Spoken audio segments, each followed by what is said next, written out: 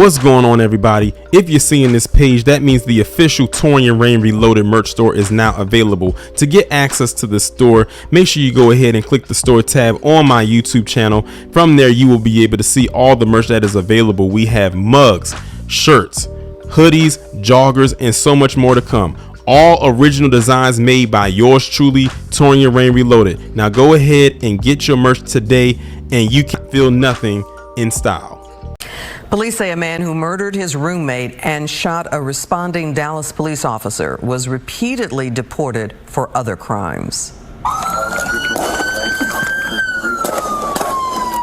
Police released video of the shootout and the suspect takedown. The Dallas police chief says he is thankful his officer's vest protected him from serious injury. Fox 4's Peyton Yeager live at the Dallas County Jail. Peyton. Clarice, and the suspect has a lengthy criminal history, including felony drug charges. He also entered the country illegally and has been deported 9 times. Now, police say a brewing domestic issue caused the suspect to shoot and kill his roommate.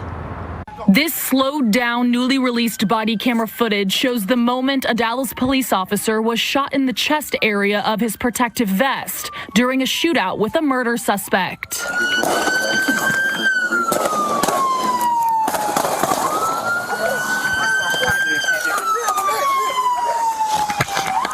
I'm hit.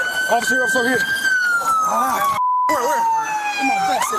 An officer runs around the patrol car to find Officer Derek Williams, telling him he was struck in the chest. The bullet hit Williams in his ballistic vest, and Williams survived. He let go of the steering wheel while he encountered my officers and was using a two-handed technique to shoot out of the car. Monday, Dallas Police Chief Eddie Garcia shared more details about the suspected gunman, 45-year-old Juan Vicente Zavala Lopez, who now sits in the Dallas County Jail facing murder and aggravated assault charges. According to an arrest affidavit Fox 4 obtained on Monday, Zavala Lopez fatally shot his roommate Thursday afternoon in a parking lot off Sain Road.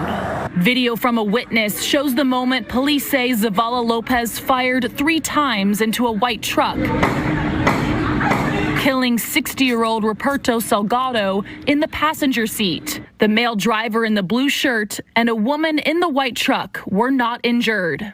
If you rewind, you can see in the cell phone video the patrol car Williams and his partner were in passed by as Zavala Lopez started shooting. Dash cam footage shows the officers turned into the parking lot, got out of the vehicle, and drew their weapons. Police say Zavala Lopez shot multiple times at officers as he pulled out of the parking lot.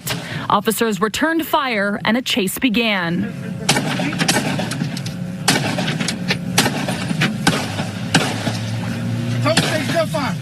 On South 2nd Avenue, Zavala Lopez U-turned in his truck and started shooting at officers again, sparking a second shootout.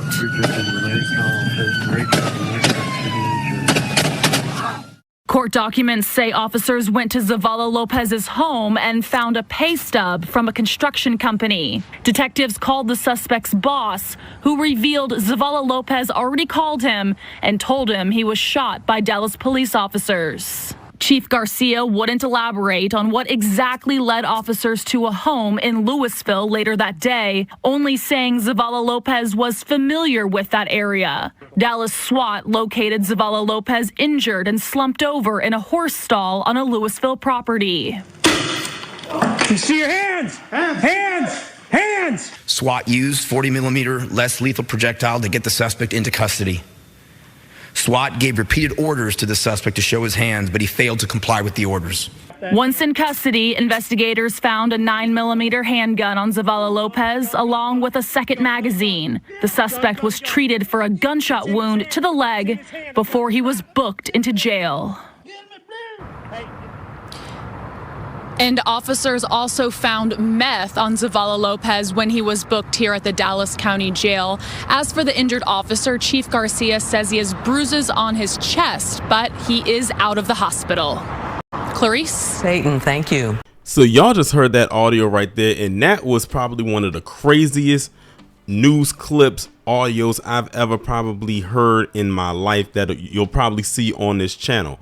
Now, of course, you know, even I have the picture over is because I'm protecting myself from copyright because I don't know how some of these news companies operate. But just hearing that is absolutely insane. What I'll probably do is I'll probably leave the link and you can actually see the actual visuals for yourself if you do so choose to. But when I heard that, I had no other choice but to put the Wild Wild South onto my thumbnail for this video, because you would swear up and down that the engagement that was going on with the shooting going on in this video, that it was happening with more than one person engaging with the police, but it was just one person. This dude was like a one-person wrecking crew. But what was very interesting about that audio was what they said at the very beginning, and which I saw in the picture as the audio was playing, that this suspect, this murder suspect, was deported 9 times. Let me say that again.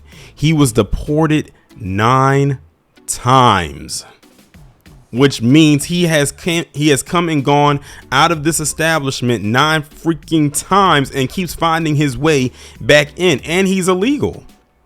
He's illegal, but he keeps finding his way back in. But what I also find to be very interesting too is that this happened in Dallas, as in Texas. Yes, the same state that Governor Abbott, aka Governor Wills, is the governor of.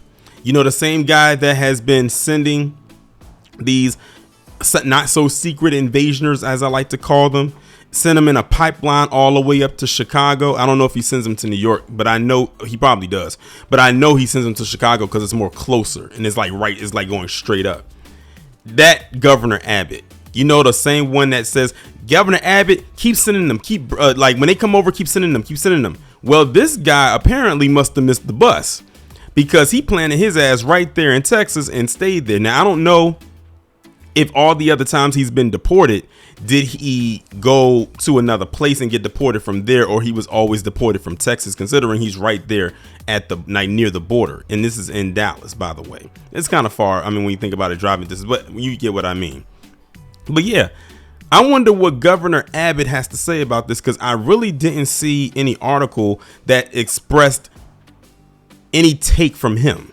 I've seen a couple, but I haven't seen a statement come from him. The fact that this guy got deported 9 times, if he was deported 9 times from that state, then and Wills hasn't said anything, that it should be a problem for the residents of not only the state of Texas, but also the city of Dallas. That's very interesting.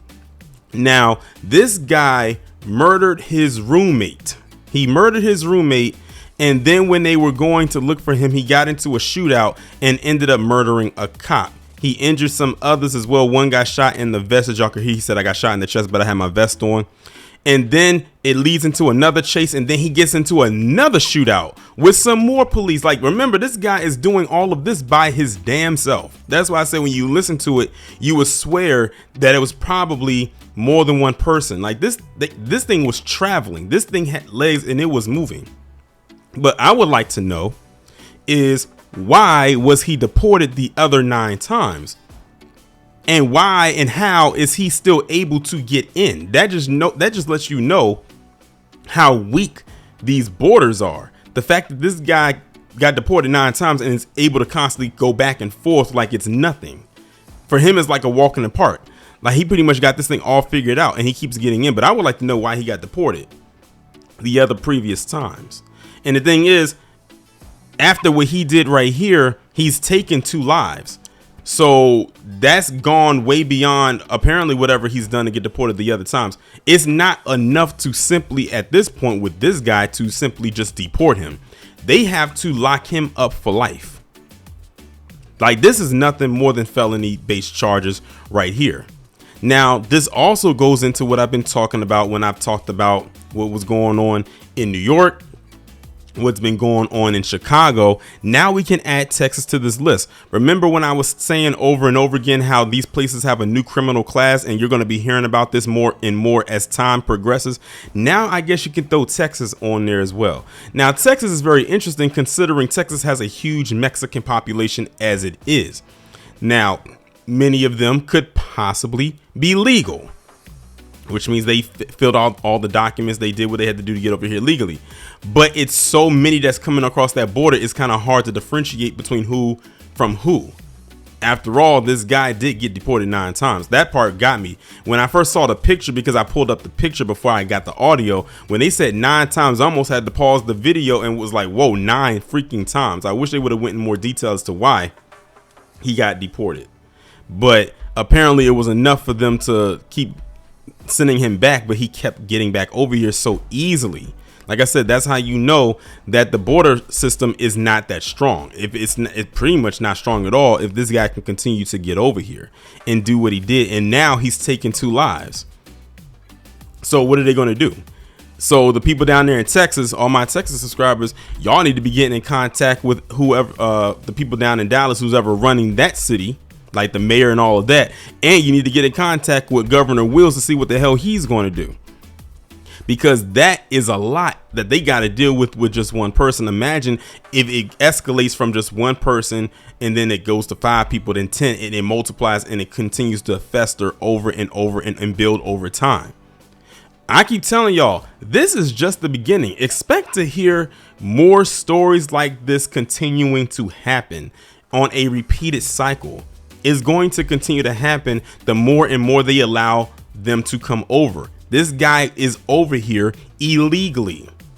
He did not take the proper steps to get over here legally. He came over here illegally, got deported 9 times because of criminal behavior. And this latest stint right here is probably his most violent yet. To keep him over here is a risk to the people down there. But the scary part about it is there's more people out there like him, maybe even worse. And they can't tell who because they keep letting them over in droves. That's why it pissed me off when you had Brandon Johnson, the mayor of Chicago, trying to make it seem like this wasn't a big deal. It is a big deal. Look what you're letting over here. Granted, this did not happen in your city, but I've talked about how what's going on in Chicago is already bad enough and how it can escalate because you're not taking control of the situation. You're just letting them come on over and do whatever and run amok. Because 9 times out of 10, what this dude right here was doing, what he did, which y'all heard, he was doing that back in his homeland. He was doing that back over there. And he probably wasn't getting away with it that much if he kept coming over here to do it. But he kept getting sending back, and they send him back over, and then he goes back and they send him back over. Like, that's too much. So hopefully he actually has actual consequences this time. But to all the people that be like, yay, you know, Governor Abbott, he's doing the right thing. He's sending all of these migrants, these illegal immigrants to the sanctuary cities. He's sending them to New York to Mayor Adams. He's sending them to Chicago to Mayor Johnson.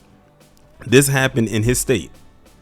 So I want to know, to all the people that love and praise Abbott so much, what do y'all have to say about this? If you know of this story, if you know of this situation, what do you have to say about this? Because this is happening in the state with that governor that y'all praise so much. Same thing with the snowflake down there in Florida. You can't tell me it's not some crazy stuff going on down there either. It's just a matter of time before a news cycle, but not before the story ends up in a news cycle. And if it does, and when it does, I'm gonna talk about that too.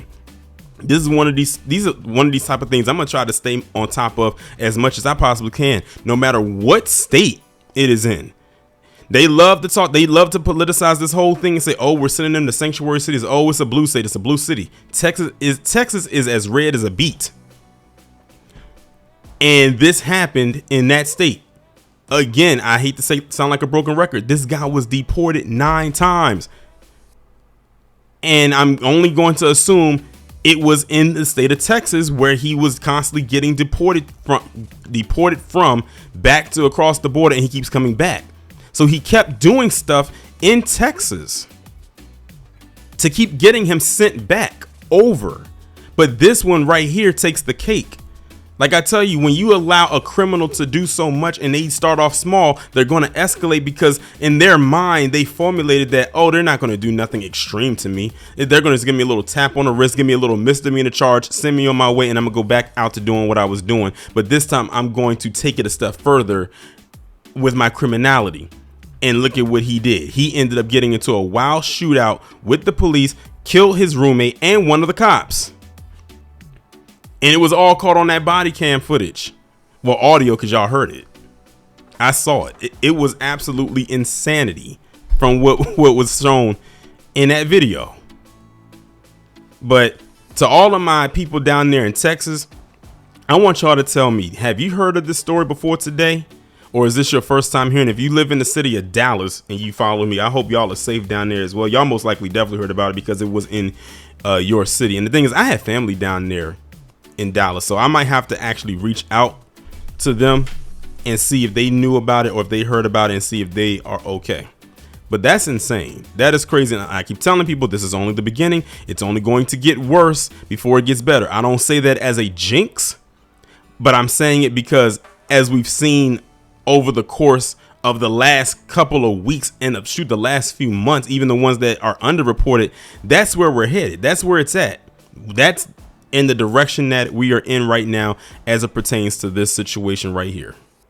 I can't believe that I forgot literally that I just did a video coming out of Houston where you had that Juan Garcia Rodriguez individual, the 18-year-old from Venezuela who hasn't been over here a year, that ended up deleting his neighbor's 11-year-old daughter and then trying to pin it on 2 black men for coercing and forcing him to do that. So that is now 2 incidents under Governor Will's Texas that I haven't heard him speak on. It's crazy because when I think about me doing that video, I never mentioned Abbott in the video, as in where has he been to address that particular situation.